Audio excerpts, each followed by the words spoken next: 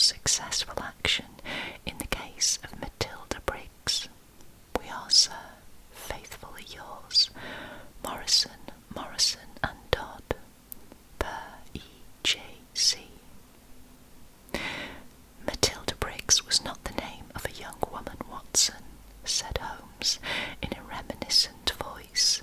It was a ship, which is associated with the giant rat of Sumatra, a story for which the world is not yet prepared. But what do we know about vampires? Does it come within our purview either? Anything is better than stagnation, but really, we seem to have been switched on to a Grimm's fairy tale. Make a long arm, Watson, and see what Fee has to say. I leaned back and took down the great index volume to which he referred. Holmes balanced it on his knee, and his eyes moved slowly and lovingly over the record of old cases, mixed with the accumulated information of a lifetime. Voyage of the Glorious Scott, he read. That was a bad business. I have some recollection that you made a record of it, Watson, though I was unable to congratulate you upon the result. Victor Lynch, the forger. Venomous lizard or giller. Remarkable case. Vittoria, the circus bell. Vanderbilt and the Yeggman. Vipers, Vigour, the Hammersmith wonder. Hello. Good old index. You can't beat it. Listen to this, Watson. Vampirism in Hungary, and again, vampires in Transylvania. He turned over the pages with eagerness, but after a short, intent perusal, he threw down the great book with a snarl of disappointment. Rubbish, Watson, rubbish. What have we to do with walking corpses who can only be held in their grave by stakes driven through their hearts? It's pure lunacy. But surely, said I, the vampire was not necessarily a dead man. A living person might have the habit. I have read, for example, of the old sucking the blood of the young in order to retain their youth. You are right, Watson. It mentions the legend in one of these references. But are we to give serious attention to such things? This agency stands flat-footed upon the ground, and there it must remain. The world is big enough for us. No ghosts need apply. I fear that we cannot take Mr. Robert Ferguson very seriously. Possibly this note may be from him, and may throw some light upon what is worrying him. He took up a second letter, which had lain unnoticed upon the table, while he had been absorbed with the first. This he began to read with a smile of amusement upon his face, which gradually faded away into an expression of intense interest and concentration. When he had finished, he sat for some little time lost in thought, with the letter dangling from his fingers. Finally, with a start, he aroused himself from his reverie. Cheeseman's, Lamberley. Where is Lamberley, Watson? It is in Sussex, south of Horsham. Not very far, eh? And Cheeseman's. I know that country, Holmes. It is full of old houses which are named after the men who built them centuries ago. You get Audleys and Harveys and Carritons. The folk are forgotten, but their names live in their houses. Precisely, said Holmes coldly. It was one of the peculiarities of his proud, self-contained nature, that though he docketed any fresh information very quietly and accurately in his brain, he seldom made any acknowledgment to the giver. I rather fancy we shall know a good deal more about Cheeseman's Lamberley before we are through. The letter is, as I had hoped, from Robert Ferguson.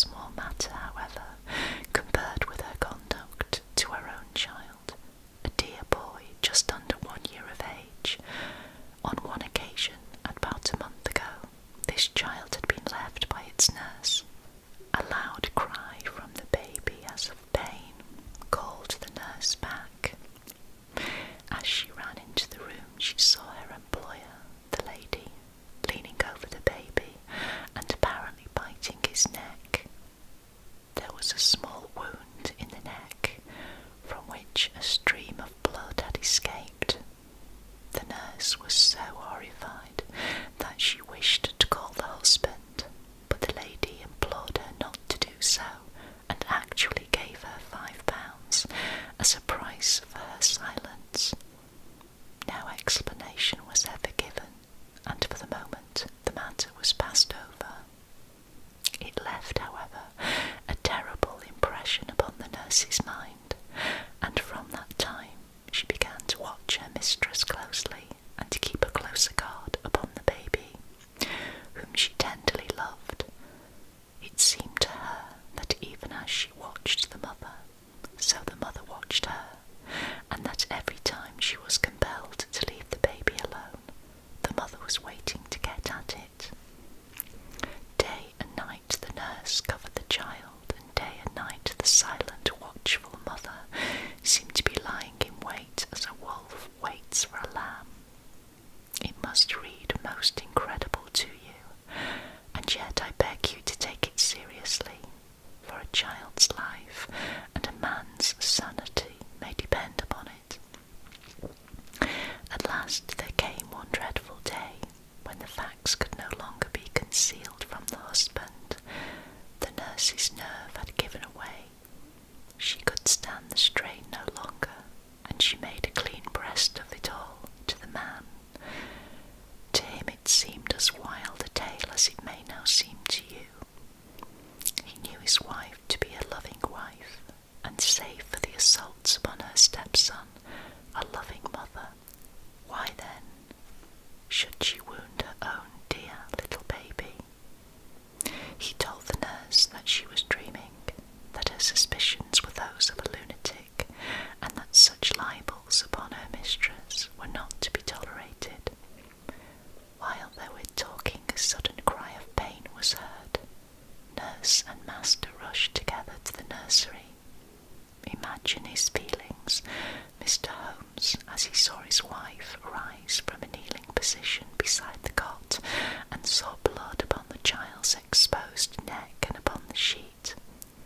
With a cry of horror, he turned his wife's face to the light and saw blood all around her lips. It was she beyond all question, who had drunk the poor baby's blood. So the matter stands. She is now confined to her room. There has been no explanation. The husband is half demented. He knows, and I know, little of vampirism beyond the name.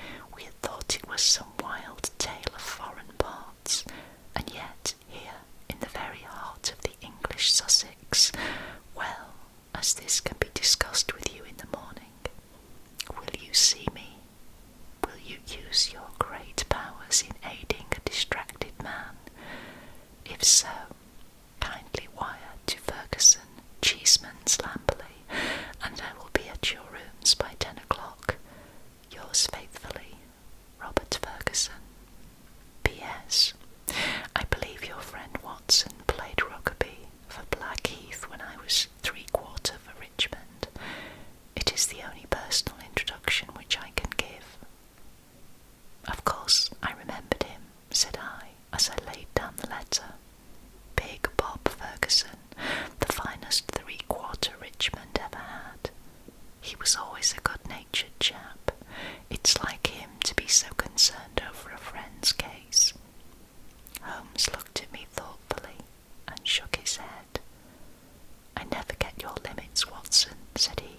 There are unexplored possibilities about you. Take a wire down, like a good fellow.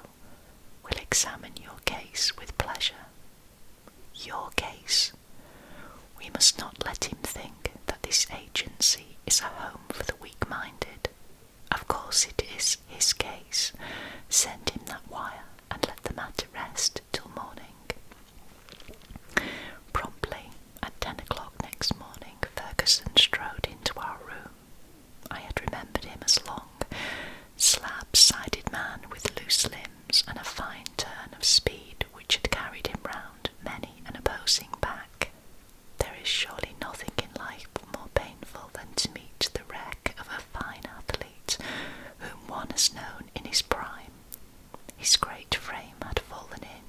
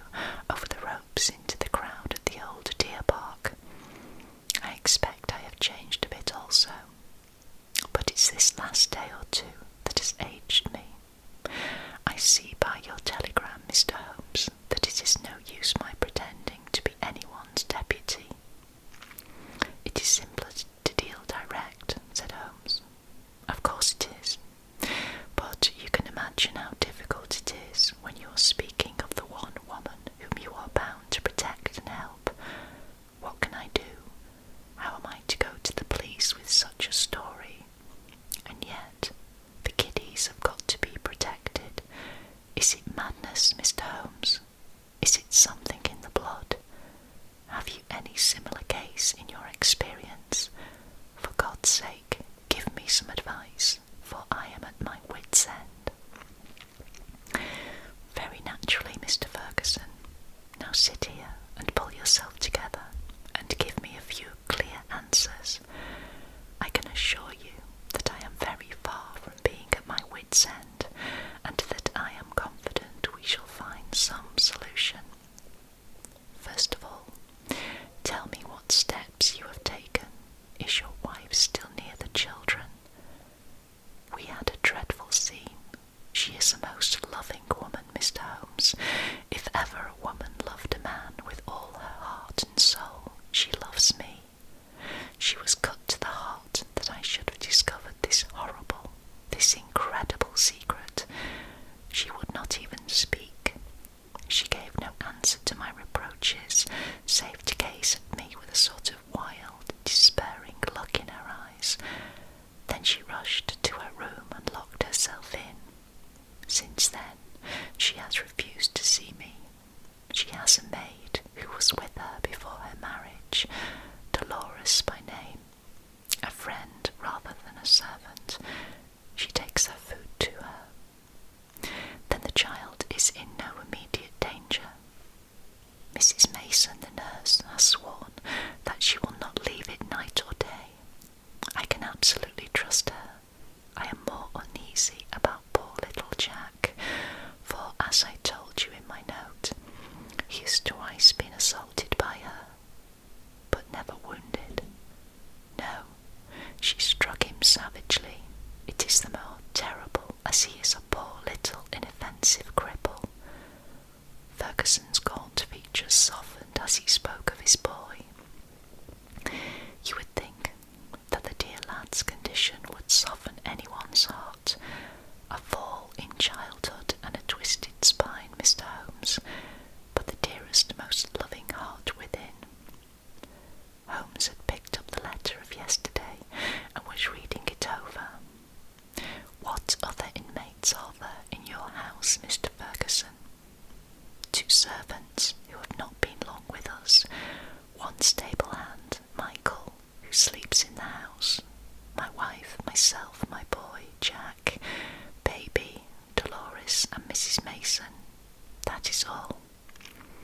I gather that you did not know your wife well at the time of your marriage. I had only known her a few weeks. How long had this maid, Dolores, been with her? Some years. Then your wife's character would really be better known by Dolores than by you. Yes, you may say so. Holmes made a note. I fancy, said he, that I may be of more use at Lamberley than here. It is eminently a case for personal investigation. If the lady remains in her room, our presence could not annoy or inconvenience her. Of course, we would stay at the inn. Ferguson gave a gesture of relief. It is what I hoped, Mr. Holmes. There is an excellent train at 2 from Victoria, if you could come. Of course we could come. There is a lull at present. I can give you my undivided energies. Watson, of course, comes with us, but there are 1 or 2 points upon which I wish to be very sure before I start.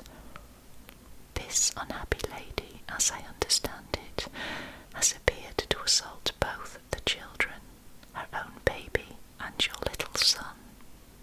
That is so. But the assaults take different forms, do they not? She has beaten your son, once with a stick, and once very savagely with her hands. Did she give no explanation why she struck him?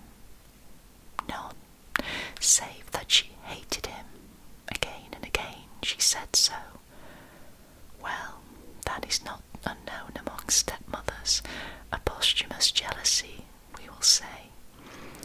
Is the lady jealous by nature?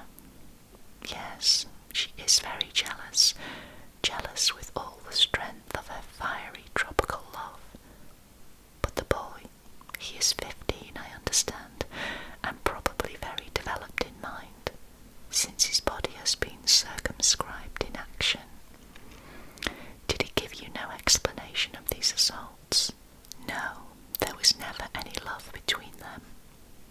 Would you say he is affectionate? Never in the world could there be so devoted a son. My life is his life. He is absorbed in what I say or do. Once again, Holmes made a note. For some time he sat lost in thought. No doubt you and the boy were great comrades before this second marriage. You were thrown very close together, were you not? Very much so. And the boy, having so affectionate a nature, was devoted, no doubt, to the memory of his mother. Most devoted. He would certainly seem to be a most interesting lad. There is one other point about these assaults, where the strange attacks upon the baby and the assaults upon your son at the same period. In the first case, it was so. It was as if some frenzy had seized her, and she had vented her rage upon both. In the second case, it was only Jack who suffered. Mrs. Mason had no complaint to make about the baby. That certainly complicates matters. I don't quite follow you, Mr. Holmes. Possibly not. One forms provisional theories and waits for time or fuller knowledge to explode them. A bad habit, Mr. Ferguson, but human nature is weak. I fear that your old friend here has given an exaggerated view of my scientific methods. However, I will only say at the present stage that your problem does not appear to me to be insoluble, and that you may expect to find us at Victoria at 2 o'clock. It was evening of a dull, foggy November day, when, having left our bags at the Chequers Lampley, we drove through the Sussex clay of a long winding lane, and finally reached the isolated and ancient farmhouse in which Ferguson dwelt. It was a large, straggling building, very old in the centre, very new at the wings, with towering Tudor chimneys and a lichen-spotted high-pitched roof of Horsham slabs.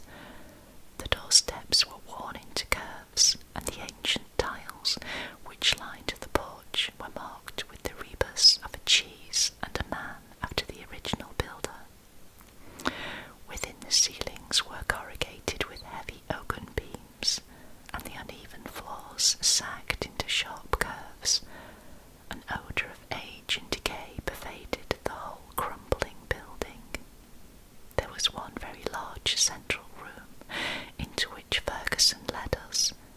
Here, in a huge old-fashioned fireplace with an iron screen behind it dated 1670, there blazed and spluttered a splendid log fire. The room, as I gazed round, was a most singular mixture of dates and of places. The half-panelled walls may well have belonged to the original yeoman farmer of the 17th century. They were ornamented, however, on the lower part, by a line of well-chosen modern watercolours, while above, where yellow plaster took the place of oak, there was hung a fine collection of South American utensils and weapons, which had been brought, no doubt, by the Peruvian lady upstairs. Holmes rose with that quick curiosity which sprang from his eager mind, and examined them with some care. He returned with his eyes full of thought. "Hello," he cried, "hello." A spaniel had laid in a basket in the corner. It came slowly forward towards its master, walking with difficulty. Its hind legs moved irregularly, and its tail was on the ground. It licked Ferguson's hand. "What is it, Mr. Holmes?" "The dog. What's the matter with it?" That's what puzzled the vet. A sort of paralysis.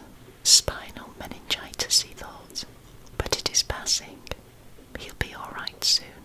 Won't you, Carlo? A shiver of assent passed through the drooping tail. The dog's mournful eyes passed from one of us to the other. He knew that we were discussing his case. Did it come on suddenly?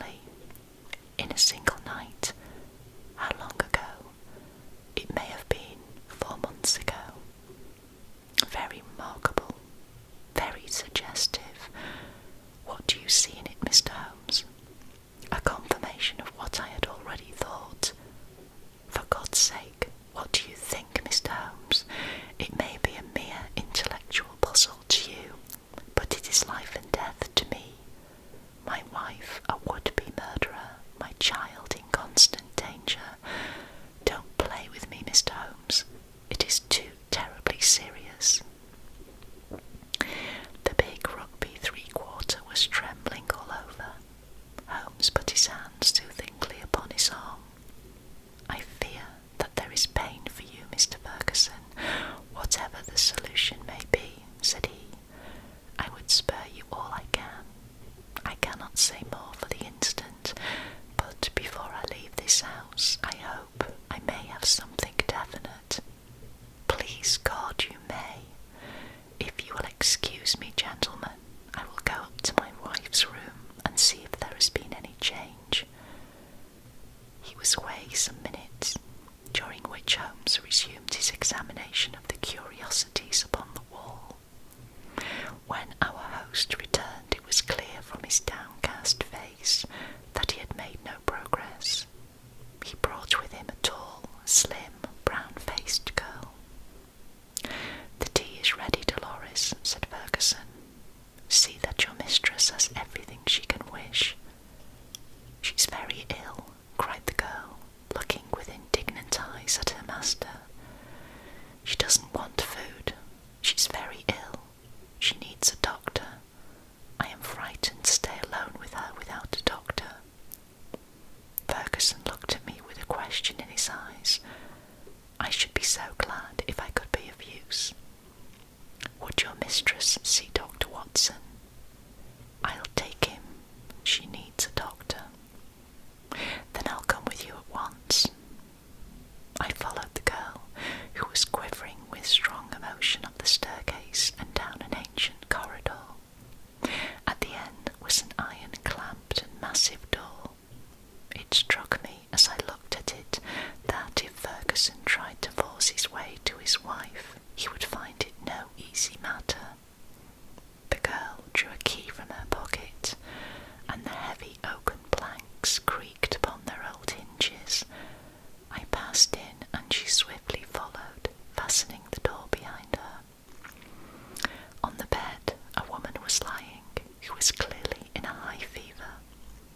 She was only half conscious, but as I entered, she raised a pair of frightened but beautiful eyes and glared at me in apprehension. Seeing a stranger, she appeared to be relieved and sank back with a sigh upon the pillow. I stepped up to her with a few reassuring words, and she lay still while I took her pulse and temperature. Both were high, and yet my impression was that the condition was rather that of mental and nervous excitement than of actual seizure. "She lies like that 1 day, 2 days. I'm afraid she will die," said the girl. The woman turned her flushed and handsome face towards me. "Where is my husband?" "He is below and would wish to see you." "I will not see him. I will not see him." Then she seemed to wander off into delirium. A fiend, a fiend, oh, what shall I do with this devil?" "Can I help you in any way?" "No, no one can help. It is finished.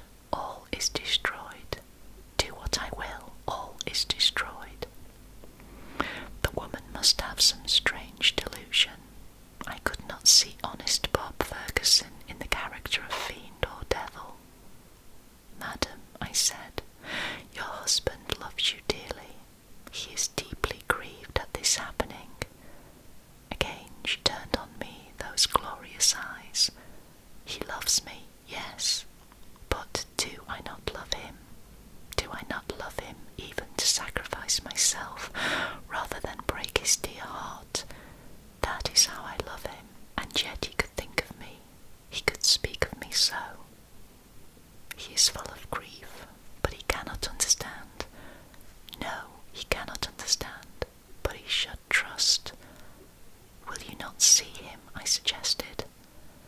"No, no, I cannot forget those terrible words, nor the look upon his face. I will not see him. Go now. You can do nothing for me. Tell him only one thing. I want my child. I have a right to my child. That is the only message I can and send him. She turned her face to the wall and would say no more. I returned to the room downstairs, where Ferguson and Holmes still sat by the fire. Ferguson listened moodily to my account of the interview. "How can I send her the child?" he said. "How do I know what strange impulse might come upon her? How can I ever forget how she rose from beside it with its blood upon her lips?" He shuddered at the recollection. "The child is safe with Mrs. Mason, and there he must remain." A smart maid, the only modern thing which we had seen in the house, had brought us some tea. As she was serving it, the door opened and a youth entered the room. He was a remarkable lad, pale-faced and fur-haired, with excitable light blue eyes which blazed into a sudden flame of emotion and joy as they rested upon his father. He rushed forward and threw his arms around his neck with the abandon of a loving girl. "Oh, Daddy," he cried, "I did not know that you were due yet. I should have been here to meet you. Oh, I am so glad to see you." Ferguson gently disengaged himself from the embrace with some little show of embarrassment. "Dear old chap," said he, patting the flaxen head with a very tender hand. "I came early because my friends, Mr. Holmes and Dr. Watson, have been persuaded to come down and spend an evening with us." "Is that Mr. Holmes, the detective?" "Yes." The youth looked at us with a very penetrating and, as it seemed to me, unfriendly gaze. "What about your other child, Mr. Ferguson?" asked Holmes. "Might we make the acquaintance of the baby?" "Ask Mrs. Mason to bring baby down," said Ferguson. The boy went off with a curious, shambling gait, which told my surgical eyes that he was suffering from a weak spine. Presently he returned, and behind him came a tall, gaunt woman bearing in her arms a very beautiful child, dark-haired, golden-haired, a wonderful mixture of the Saxon and the Latin. Ferguson was evidently devoted to it, for he took it into his arms and fondled it most tenderly. "Fancy anyone having the heart to hurt him," he muttered, as he glanced down at the small, angry red pucker upon the cherub throat. It was at this moment that I chanced to glance at Holmes and saw a most singular intentness in his expression. His face was as set as if it had been carved out of old ivory, and his eyes, which had glanced for a moment at father and child, were now fixed with eager curiosity upon something at the other side of the room. Following his gaze, I could only guess that he was looking out through the window at the melancholy dripping garden. It is true that a shutter had half closed outside and obstructed the view, but nonetheless it was certainly at the window that Holmes was fixing his concentrated attention. Then he smiled, and his eyes came back to the baby. On its chubby neck there was this small puckered mark. Without speaking, Holmes examined it with care. Finally, he shook one of the dimpled fists which waved in front of him. "Goodbye, little man. You've made a strange start in life. Nurse, I should wish to have a word with you in private." He took her aside and spoke earnestly for a few minutes. I only heard the last words, which were, "Your anxiety will soon, I hope, be set at rest." The woman, who seemed to be a sour, silent kind of creature, withdrew with the child. "What is Mrs. Mason like?" asked Holmes. "Not very prepossessing externally, as you can see, but a heart of gold, and devoted to the child. Do you like her, Jack?" Holmes turned suddenly upon the boy. His expressive, mobile face shadowed over, and he shook his head. "Jackie has very strong likes and dislikes," said his arms round the boy. "Luckily, I am one of his likes." The boy cooed and nestled his head upon his father's breast. Ferguson gently disengaged him. "Run away, little Jackie," said he, and he watched his son with loving eyes until he disappeared. "Now, Mr. Holmes," he continued when the boy was gone, "I really feel that I have brought you on a fool's errand. For what can you possibly do, save give me your sympathy? It must be an exceedingly delicate and complex affair from your point of view." "It is certainly delicate," said my friend with an amused smile, "but I have not been struck up to now with its complexity. It has been a case for intellectual deduction, but when this original intellectual deduction is confirmed, point by point, by quite a number of independent incidents, then the subject becomes objective, and we can say confidently that we have reached our goal. I had in fact reached it before we left Baker Street, and the rest has merely been observation and confirmation." Ferguson put his big hand to his furrowed forehead. "For heaven's sake, Holmes," he said hoarsely, "if you can see the truth in this matter, do not keep me in suspense. How do I stand? What shall I do? I care nothing as to how you have found your facts, so long as you have really got them. Certainly I owe you an explanation, and you shall have it, but you will permit me to handle the matter in my own way. Is the lady capable of seeing us, Watson?" "She is ill, but she is quite rational." "Very good. It is only in her presence that we can clear the matter up. Let us go up to her." "She will not see me," cried Ferguson. "Oh yes, she will," said Holmes. He scribbled a few lines upon a sheet of paper. "You at least have the entree, Watson. Will you have the goodness to give this lady the note?" I assented again and handed the note to Dolores, who cautiously opened the door. A minute later I heard a cry from within, a cry in which joy and surprise seemed to be blended. Dolores looked out. "She will see them, she will see them," said she. At my summons, Ferguson and Holmes came up. As we entered the room, Ferguson took a step or two towards his wife, who had raised herself up in the bed, but she held out her hand to repulse him. He sank into an armchair, while Holmes seated himself beside him, after bowing to the lady, who looked at him with wide-eyed amazement. "I think we can dispense with Dolores," said Holmes. "Oh, very well, madam, if you would rather she stayed, I can see no objection. Now, Mr. Ferguson, I am a busy man with many calls, and my methods have to be short and direct. The swiftest surgery is the least painful.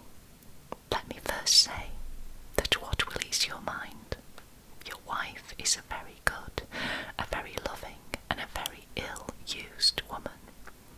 Ferguson sat up with a cry of joy. "Prove that, Mr. Holmes, and I am your debtor forever." "I will do so, but in doing so I must wound you deeply in another direction. I care nothing so long as you clear my wife. Everything on earth is insignificant compared to that. Let me tell you, then, the train of reasoning which passed through my mind in Baker Street. The idea of a vampire was to me absurd. Such things do not happen in criminal practice in England, and yet your observation was precise. You had seen the lady rise from beside the child's cot with the blood upon her lips." "I did. Did it not occur to you that a bleeding wound may be sucked for some other purpose than to draw the blood from it? Was there not a queen in English history who sucked such a wound to draw poison from it? Poison! A South American instinct felt the presence of those weapons upon the wall before my eyes ever saw them. It might have been other poison, but that was what occurred to me. When I saw that little empty quiver beside the small bird bow, it was just what I expected to see. If the child were pricked with one of those arrows, dipped in curare or some other devilish drug, it would mean death if the venom were not sucked out. And the dog, if one were to use such a poison, would one not try it first in order to see that it had not lost its power? I did not foresee the dog, but at least I understand him, and he fitted into my reconstruction. Now do you understand? Your wife feared such an attack. She saw it made and saved the child's life, and yet she shrank from telling you all the truth, for she knew how you loved the boy and feared lest it break your heart. Jackie, I watched him as you fondled the child just now. His face was clearly reflected in the glass of the window where the shutter formed a background. I saw such jealousy, such cruel hatred as I have seldom seen in a human face. My Jackie, you have to face it, Mr. Ferguson. It is the more painful because it is a distorted love, a maniacal, exaggerated love for you, and possibly for his dead mother, which has prompted his action. His very soul is consumed with hatred for this splendid child, whose health and beauty are a contrast to his own weakness. Good God, it is incredible. Have I spoken the truth, madam? The lady was sobbing, with her face buried in the pillows. Now she turned to her husband. How could I tell you, Bob? I felt the blow it would be to you. It was better that I should wait and let it come from some other lips than mine. When this gentleman, who seems to have powers of magic, wrote that he knew all, I was glad. I think a year at sea would be my prescription for Master Jackie, said Holmes, rising from his chair. Only one thing is still clouded, madam. We can quite understand your attacks upon Master Jackie,